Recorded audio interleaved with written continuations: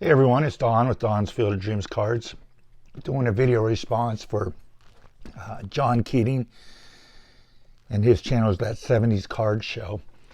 And what John wants us to do is show some cards from the 70s that are your favorite. And what you get from John, excuse me, here's his logo. And we'll see if we can keep that back there for his podcast, his channel. So the quality of product you'll get from John is something like this, kind of smashed up. I'm sure it's something that his wife is throwing away or something like that, cracked up.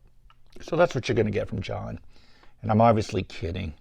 I actually love that piece is kind of messed up because I just think it goes with his, I don't know what the word I'm looking for, but it just reminds me of John and his personality. So I was watching last night. He did an episode, I think he called it the Three's Company. If you get a chance, you should watch it. John has his brothers Paul and Joe on, and it was really cool. John said he was a third-round draft choice. So I guess being that I'm one of five boys, I'm number 4, so I was a fourth-round draft choice. But my parents went 13 years without a draft pick, and then they had one in 67 with me and my younger brother in 68. So I don't have quite the relationship or the memories that John does with his older brothers. I do with my younger brother.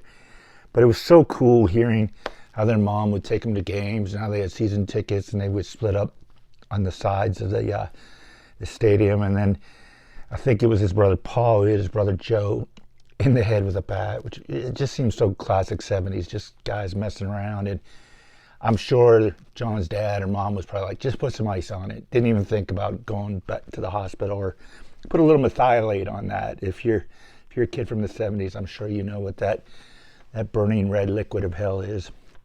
But enjoyed it. And if you get a chance, check him out. He's celebrating 200 subs. And gosh, I think I've known John's channel maybe 6 to 9 months. And I found it when he had 15 subs, which was, I thought, a crime because he just does such a great job. And I'm glad that people are finding his channel. So the cards I picked out, I think I have 6 or 7 of them here, John.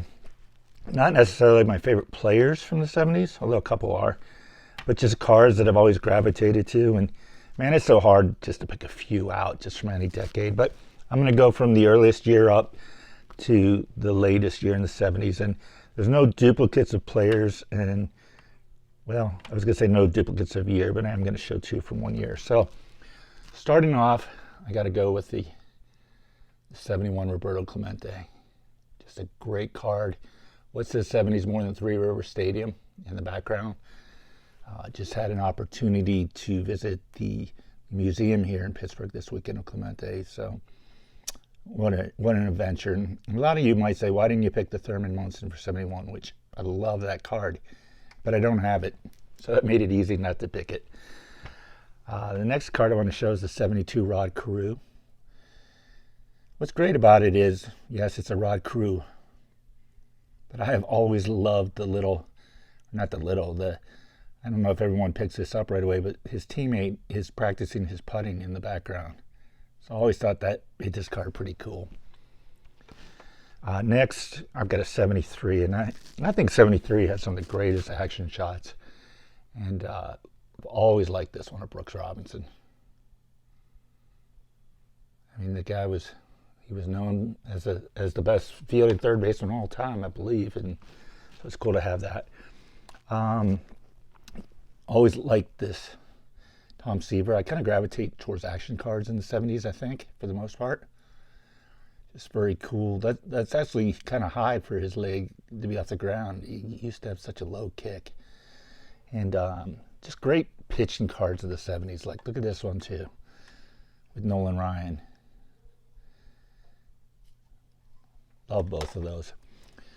So the next card comes from my favorite set from the 70s because it's the very first set that I collected as a kid, and I actually opened the packs. This may be one of my favorite all-time cards, let alone 70s cards. And it's the 76 Johnny Bench.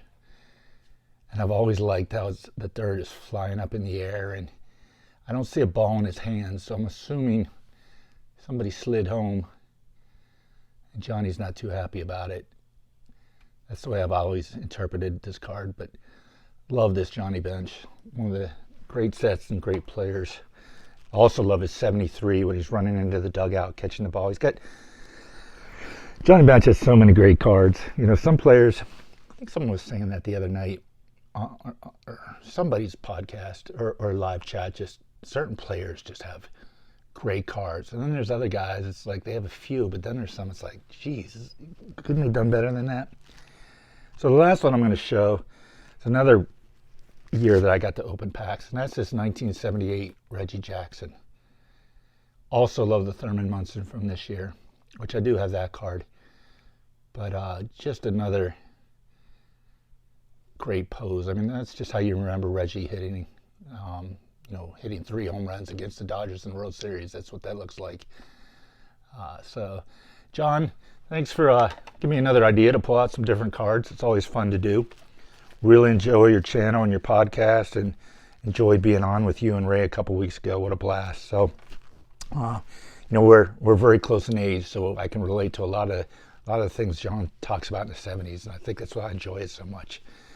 So, guys, go check out John. Here's this group again. I don't have my readers on, but it's the 70s card show. It would help if I hold it up to the camera, actually. So I hope this is focused, because like I said, I don't have my readers on. But as always, guys, thanks for watching my video, and I'll talk to you soon.